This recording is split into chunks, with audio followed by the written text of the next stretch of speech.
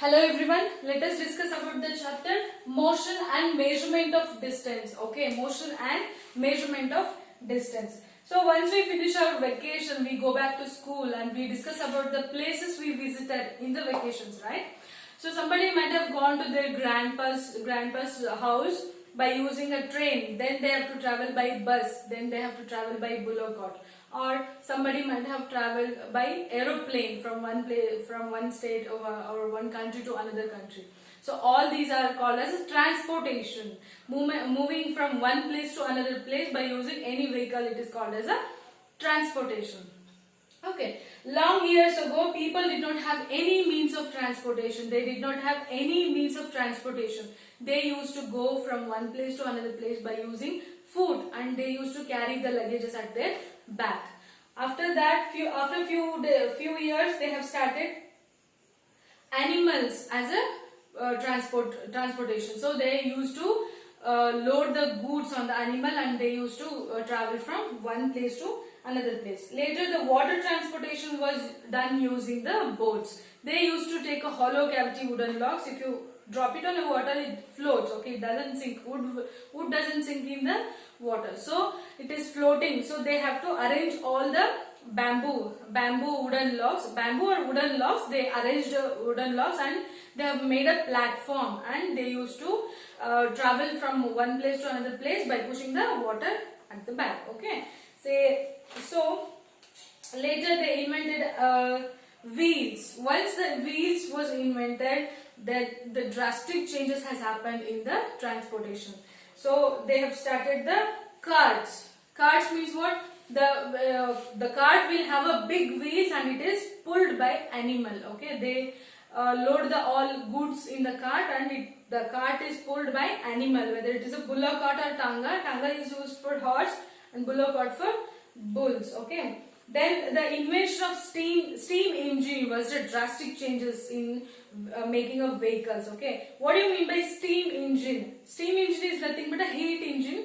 It uses steam as a working fluid. It uses steam as a working fluid, and steam pressure is used to push the piston. What do you mean by piston? So we have this wheel. Okay, we have this wheel, and some piston will be connected to this. Piston means one arm. Okay, and this is connected to this wheel.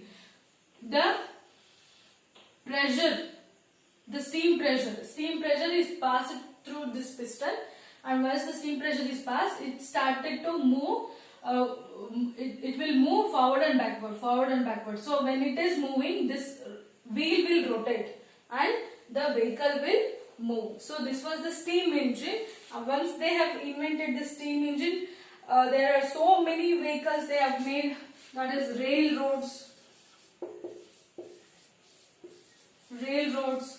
and then they invented motors. Railroads is nothing but trains. Okay, then once the motors was invented, so many vehicles, buses, cars, trucks. Okay, trucks and so many vehicles, bikes, everything was invented. In earlier 1990s, okay, aeroplanes was invented. After that, electric trains, monorails and supersonic trains, all were invented in the 20th century. So these are the invention of vehicles from 19th century to 20th century. Okay, now the question is, how will you know how far they have traveled? So how will you know how far you have traveled? For example, if you want to go to school from your home, so how will you go? How will you decide how you wanted to go? Either you go by walk, or by bus, or by train, or by this one, bike or auto rickshaw. How will you decide? You will decide based on the distance from your home to the school. If the distance is lesser distance, you can go by walk. Okay, if the distance between school and the home it is very long, distance is very long, so you have to take some vehicles for transportation. Okay, so it's always important to know the distance of the places you want to visit. It is always important because you can decide how you wanted to go. Either you have to go by walk or you have to take some vehicles. Okay, now Sometimes there are, now let us see the objects. Okay, sometimes there are, for traveling from one place to another place, you have to measure the distances. Okay, distance from your home to the school. This one is for traveling, or for things, any things. For example, I have a door. In the for this door, I have to measure the length and width.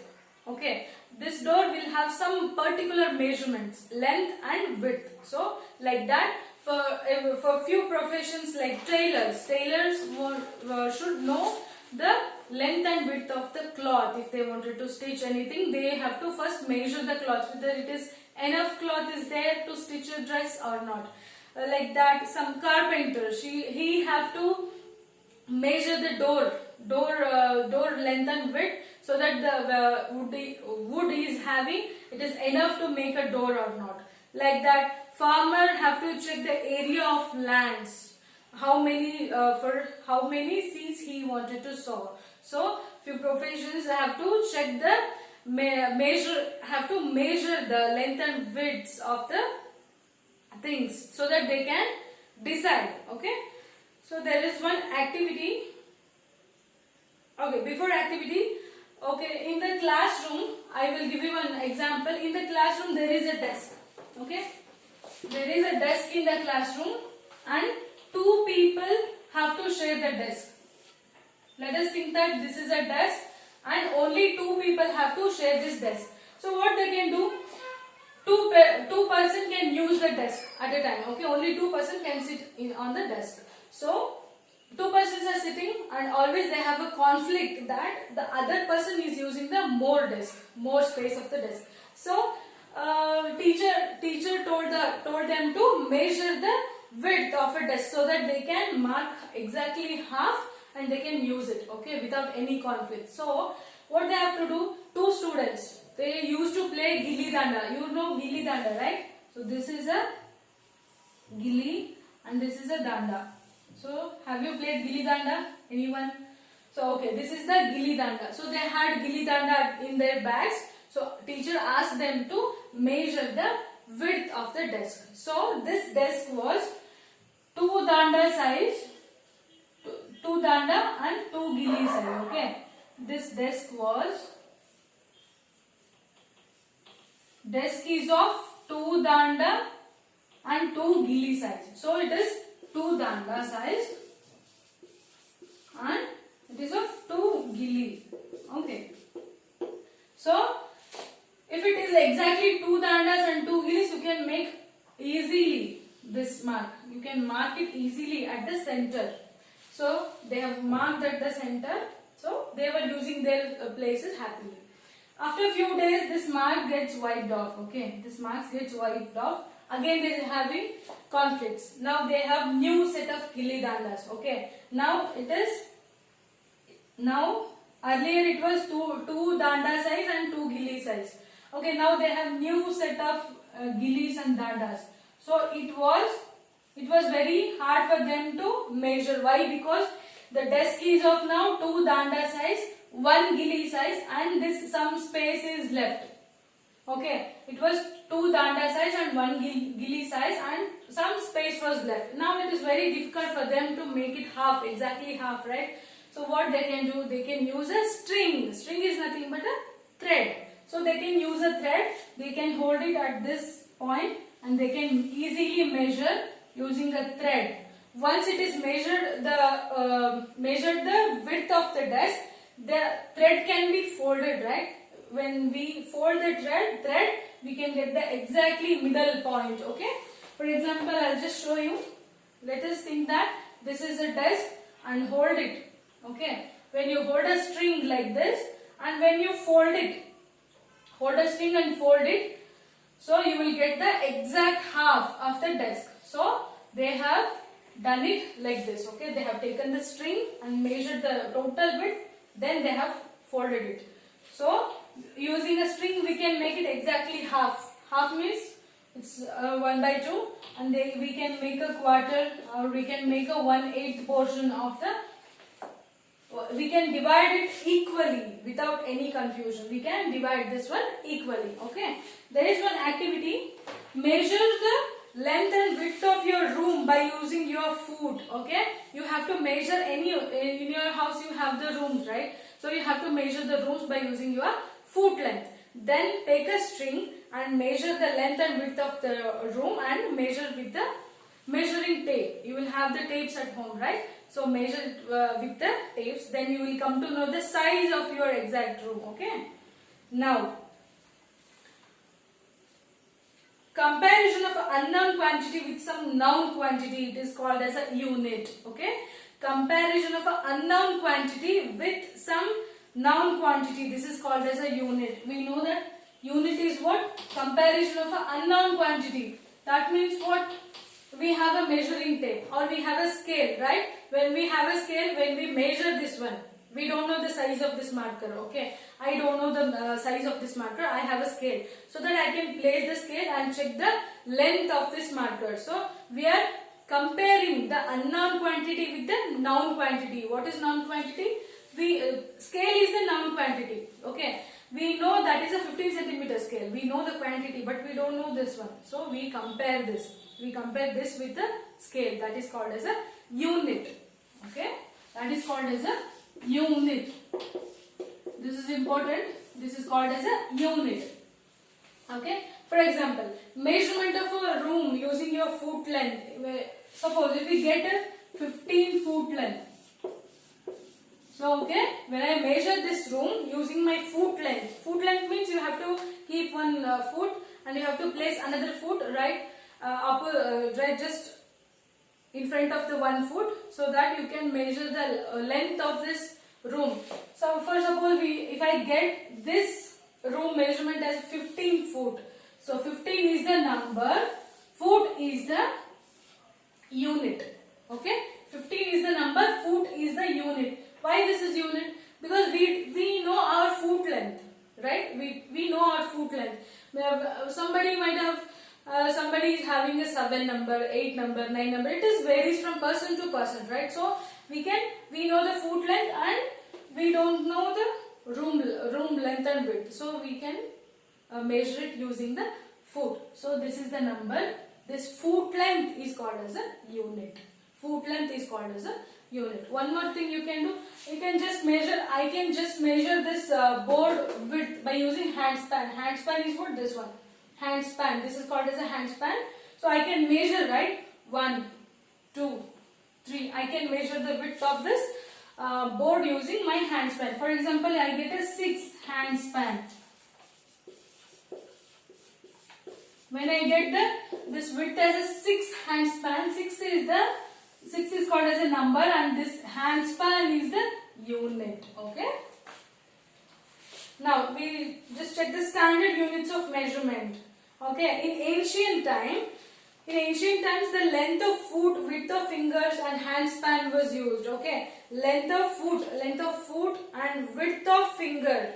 This is the width of finger and handspans was used as a measurement. Okay. Measurement units. Cubit. Cubit means elbow to the fingertip. Elbow to the fingertip was cubit. From elbow to the fingertip, this length was called as a cubit. Then yard. Yard is nothing but the outstretched arm to chin. From chin to the outstretched arm. This is called as a yard. This was used for measuring the cloths in ancient time. And in India, angul, finger was used, and muthi is nothing but a fist. Fist was used to measure anything. Okay, these were the ancient measuring units. For this one, when we measure the length and width of this room, okay, every different person if they measure, they get the different readings. Why? Because we don't have the same measurement of legs for everyone, right? We have different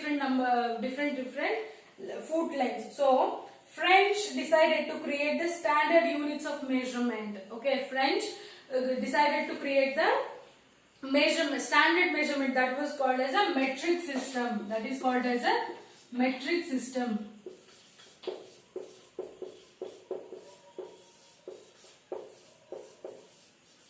So this is called as a metric system. They invented this metric system. So everybody accepted. Why? Because everybody cannot measure the same room with the same length and width, right? It is different for different person. Foot length is different, hand span is different for, it is different for each and every person. So everybody accepted the metric system at that time. Now right now we are using international system of unit. Right now everybody is using international system of units.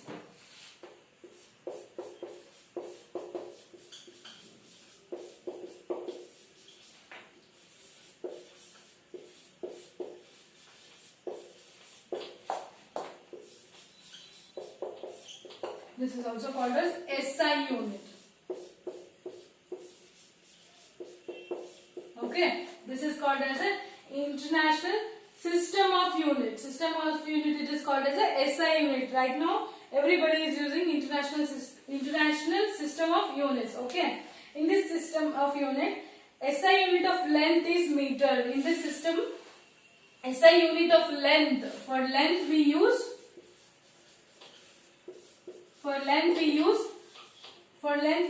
as a meter. Okay, meter. For measuring the length and width we use meter. So 1 meter is equal to 100 centimeter. Got it? 1 meter is equal to 100 centimeter. And 1 centimeter is equal to what? 10 millimeter. So you have a scale with you, right? When you look at the scale, we have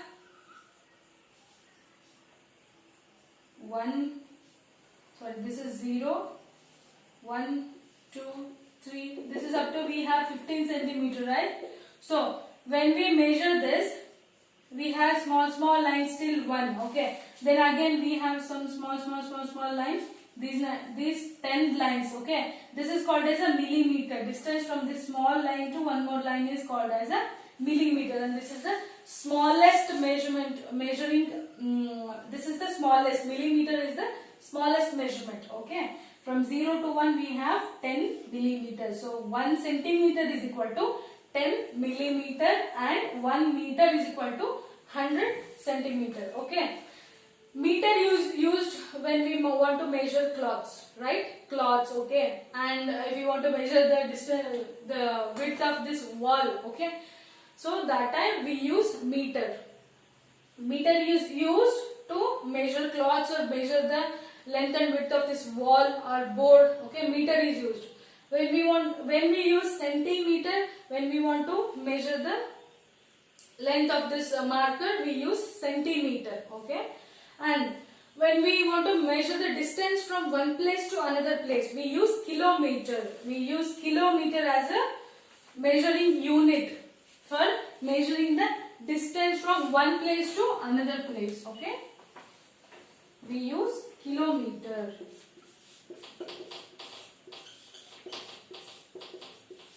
This is km. The unit is km. So this is kilometer, and 1 kilometer is equal to 1000 meter. So this is 1 kilometer is equal to 1000 meter. You have to remember these terms. Okay. So let me write. So 1 meter is equal to 100 centimeter, right?